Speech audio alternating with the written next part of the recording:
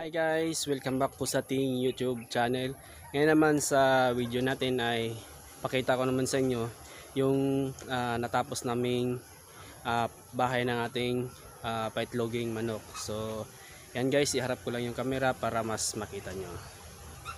So yan guys, so ito na yung bahay nung natin, paitloging manok. So natapos na rin guys sa wakas. At yung na lang nito guys, yung akit lang tayo. So yung kulang na lang nito ay yung linyada ng tubig sa ating kulungan. So i-stop ko pa to guys. Lalagay tayo dito ng tangke. Yan, sa isang diretso dito. So dito kulang pa yan. So magdadagdag pa tayo dyan ng kulungan. Kasi ang balak namin ay dadagdag rin kami ng manok. So mag-order kami ulit ng mga sisiw. So ayan, so itong diretso na to, ayan, buo na yan guys. Ito yung patungan ng tubig or yung ating container. So bali tatlong patong yung ating kulungan. So isa, dalawa, tatlo. So, tatlong patong. Yung padiretso na ganon, yung pahaba ay 18 box yan. So bawat box ay tatlong manok yung mailagay natin dyan.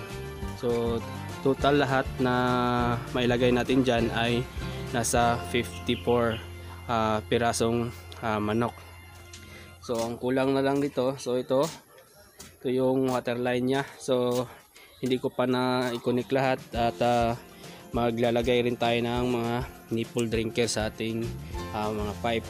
So yan, so yan, ilagay na natin yung nipple at ang kulang lang nito guys ay yung cap nya. So ito, yan, so ito hindi pa, so maglalagay pa tayo dyan. So yung natin, yung kulungan natin ay gawa sa kawayan, fiber optic cable, at saka yung natin guys, green screen. So yan, so yung butas niyan ay 1 inch. So para talaga guys, para diretso yung mahuhulog yung mga ipot ng manok. So yung feeder naman niya ay gawa sa PVC pipe, yan, or yung sanitary pipe.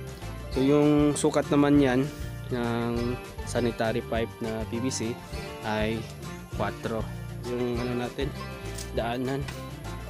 Yan, so dito wala pa, so gagawa pa kami dito ng kulungan. So yung yero na nagamit namin dito lahat ay nasa 28 piraso na yero. So yan, medyo marami-rami rin to guys. So hinabaan lang namin yung dito sa may likuran para malakas yung hangin at may dalang ulan, so hindi mababasa yung natin, mga alagang manok. So pati din dito sa kabila, yan sa harap, yun, so mahaba-haba rin yan guys. Tapos sa gilid at saka dito rin sa kabila. So medyo yan guys, para medyo malapad-lapad para hindi mabasa yung natin, mga alagang manok. Yung ginamit naming pamoste dito ay kawayan. So yan, so sa lang yung mga gitna nung gamit lang namin dito sa may gitna, yan ay lumber.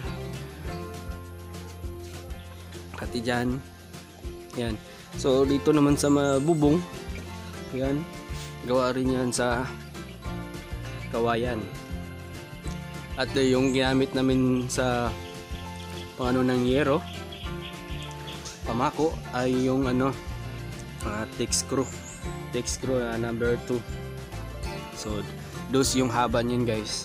Mas maganda kasi pag thick screw yung gagamitin natin para mas mabilis yung pagkabit ng mga yero. Mabalik naman tayo dito sa kulungan. Yung natin dyan, yung sukat ng natin, yung kulungan. So simula dito hanggang dyan, so 12 feet yan yung haba. So 12 feet. So dito naman guys, bawat division, so simula diyan hanggang dito ay nasa 16 inches. Tapos dun naman sa likod, so parehas lang din yan, 16 inches. Tapos yung sa likuran naman guys, yung simula doon sa likod, yung pinaka poste niya, simula sa pinakataas hanggang dito sa baba, so yung sukat niyan ay 14 inches. Ganon din sa kabila, so 14 inches. So dito naman sa harap ay 16 inches. So yan, 16 inches. So hindi sila magkaparehas ng sukat. Mas mataas dito sa baba, so mas mataas dito ng 2 inches. Gawa namin dyan dito na mas mataas para gumulong yung itlog. Yan. Kasi kung parehas lang ng sukat yan ay hindi gugulong yung itlog. So ang mangyayari niyan ay maapakan nila yung itlog at mababasag. So yan, kaya naka-slant yan yung paggawa ng kulungan. So dito naman sa yung egg catcher, so yan, so kawayan lang din yung panangga dito. Yan. So yan guys. So yan yung mga sukat ng ating kulungan.